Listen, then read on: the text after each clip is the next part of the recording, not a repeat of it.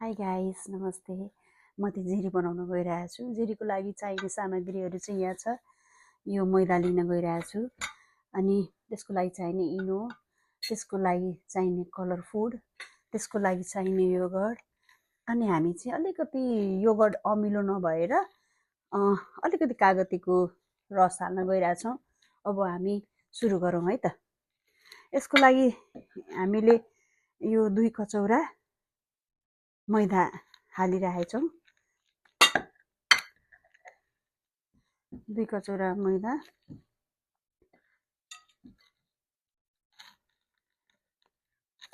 2 कचौरा मैदा।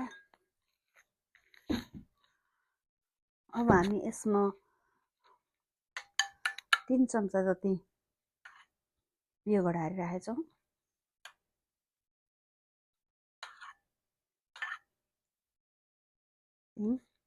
र हाम्रो यो योगर्ट अमिलो नभएर अलिकति 2 थोपा कागतीको रस हाल्न गइरहेछौँ। र यसै अनुसार हामीले यसको लागि हामी इनो पनि अलिकति राख्छौँ। इनोको लागि त अलिकति अलिकति आधा चम्चा चाहिँ इनो हाल्न गइरहेछौँ। र यही अनुसार चाहिँ मसँग फुड कलर थिएन, अलिकति येल्लो कलर रहेछ, यो फुड कलरै रहेछ, अलिकति यहाँ हालिरहेको छु। अब यसको लागि हामी पानी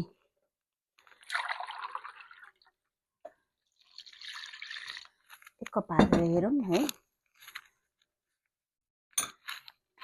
यसलाई हामीले अब हामी यसलाई चाहिँ राम्ररी फिट्नुपर्छ। अलमोस्ट मैले 20 मिनट फिटेँ। यसमा चाहिँ अलिकति पनि गाँठोहरू यसो पिठोको हुन्छ नि, त्यो हुनु भएन। यो राम्ररी भइसक्यो। अब हाम्रो यो रेडी भयो।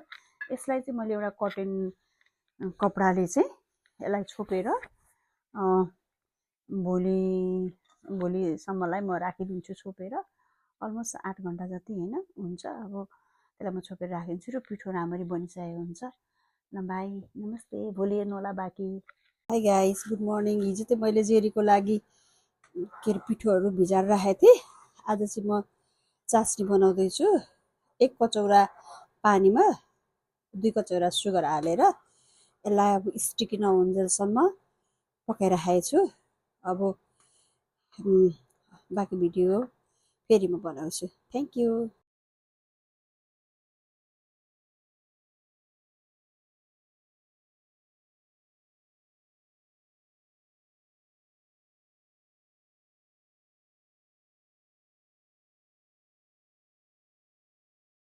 मैले जेरी बनाउने भनिरहेको थिएँ नि, अब मैले सुरु गरेँ। पेनमा कर्न तेल हालेँ मैले। अब यता चास्नी पनि अघि रेडी भएर आएको थियो। अब यो तेललाई म एकछिन तात्न दिन्छु ल। अब यो पनि अलमोस्ट भयो जस्तो छ। यस्तो गर्दा हातमा चाहिँ स्टिकी आउनुपर्ने हो। यो पनि यता हुँदैछ। यता जेरीको लागि तेल रेडी भइरहेको छ। अब एकछिन चाहिँ हामी यसमा यो प्लास्टिकको बट्टामा चाहिँ त्यो हिजो रेडी पारेको हामी पिठो अब यसमा भर्छौँ ल। यो बट्टालाई त मैले धोएर रेडी गरेँ। अब यसलाई हिजो भिजाएको हो नि त, त्यही भएर राम्ररी यसलाई फिटौँ। राम्ररी फिटौँ। मैले यसलाई राम्ररी फिटेँ। अब म यसलाई बोतलमा हाल्छु। हेरौँ है त, हाल्नु कस्तो अप्ठ्यारो भयो।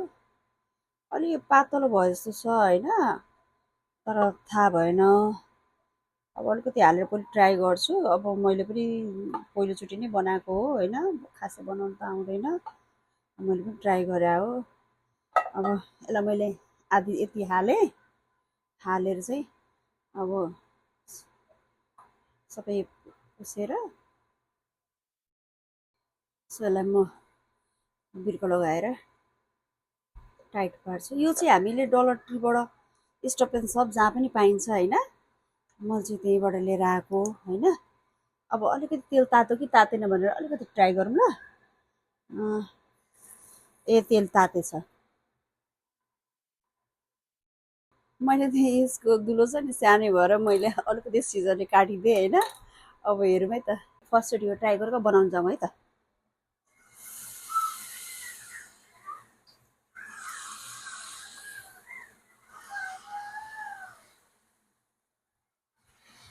अलिअलि फिजारियोस् होइन, मलाई थाहा भएन के भएर भयो यस्तो होइन।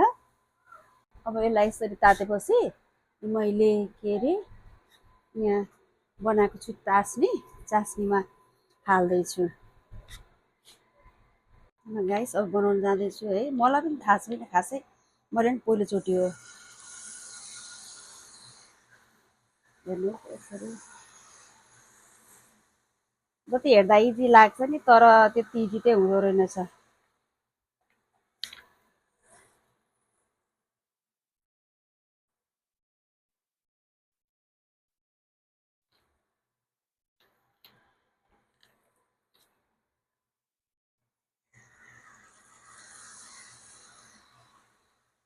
सोली अलिक मेरो भएन कि जस्तो छ,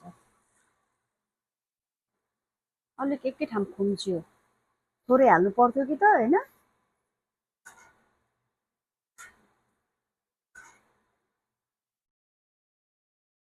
अहिले मैले हाल्न जानिनँ। डुबाइराखेको छु अनि यहाँ पाकिरहेको रहेछ। हेर्नु न मेरो जेरीको हालत, नआउनु पनि केही रहन्छ। जेन तेन गरेर साथी हो यति बनाएँ होइन। मेरो ट्राई हो होइन, हजुरहरू पनि सिक्नु सक्नुहुन्छ। त मेरो कति के हाल्ने भनेर चाहिँ मलाई त्यो अलिक मिस्टेक भयो होइन। हेर्दा इजी भए पनि इजी छैन बनाउनलाई। जे होस् यति भए पनि मेरो रेडी भयो। Thank you. प्लिज साथीहरू लास्टमा नयाँ नयाँ च्यानल हो प्लिज सब्सक्राइब गर्न नभुल्नु होला। थ्याङ्क यू, धन्यवाद। लास्टमा जेरी रेडी भयो। गाइस मलाई गाली नगर्नु होला होइन, यो मेरो ट्राई हो। बिग्रेको छ सबै, खासै राम्रो चाहिँ छैन तर खाँदाखेरि चाहिँ राम्रो छ, कुर्नु छ।